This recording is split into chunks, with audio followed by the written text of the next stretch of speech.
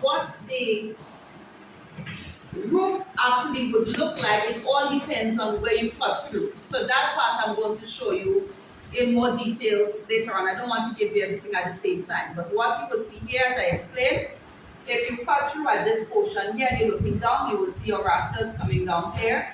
So your rafter here is 50 millimeters. Then we have the 600 on centers and so on. Now all we will do here now is to copy. When I have my laptop up and so on, I'm going to show you. I'm going to copy some of the rafters from the roof plan, and I'm simply going to place it in the position here where we measure the 300.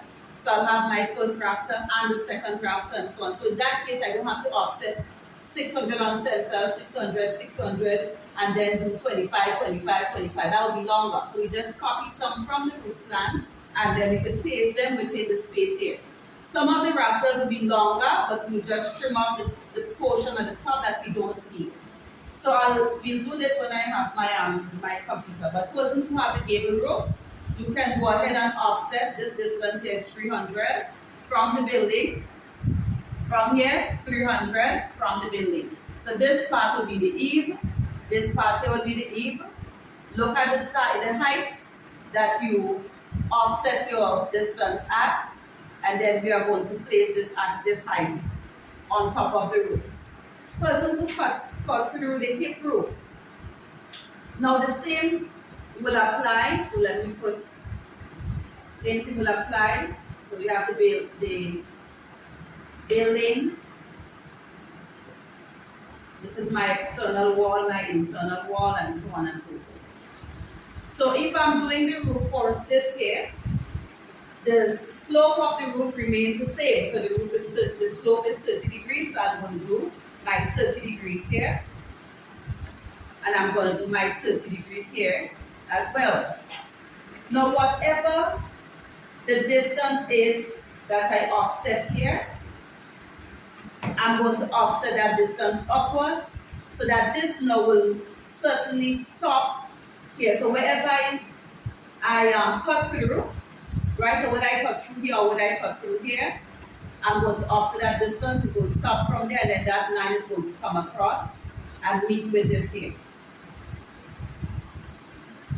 Right? So we put my line here. So let's say I cut through here.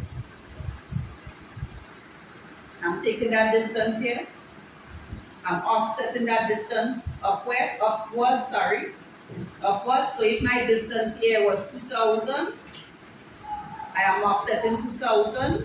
But this line at 30 degrees is going to come and touch this line that I offset. So wherever that line stops, I'll simply break this apart because I'm cutting through. So notice, look at the shape here.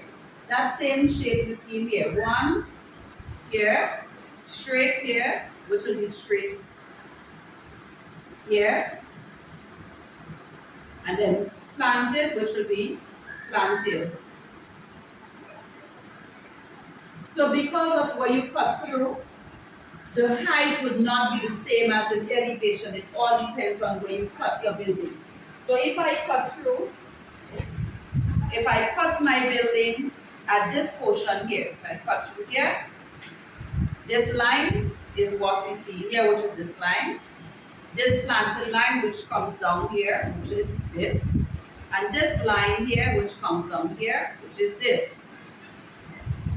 Inside of here now, we will have different heights and so on, so which I'm going to explain those heights tomorrow, God willing. So we're going to offset from here the height of the rafter, which is 150. So we'll be offsetting this 150. This is going to come up straight like this. 150 here. This will come up straight like this. And then we're going to extend the line across.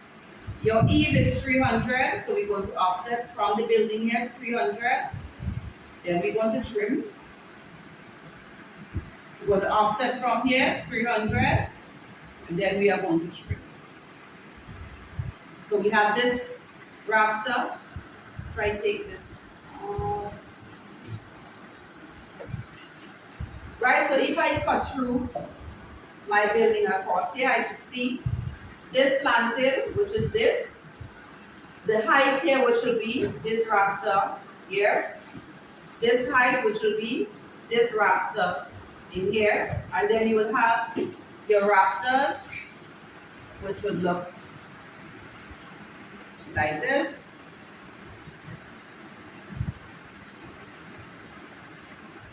And then we put our ply.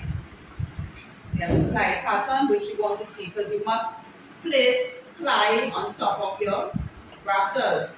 So you will see your rafters, and then you will see the ply on top of it, which will represent this. I'm going to explain this in more detail tomorrow, please God.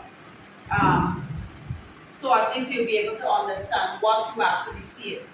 If you cut through your building here, then you will see part of it in elevation, the other part in sections. And that is a little more complicated.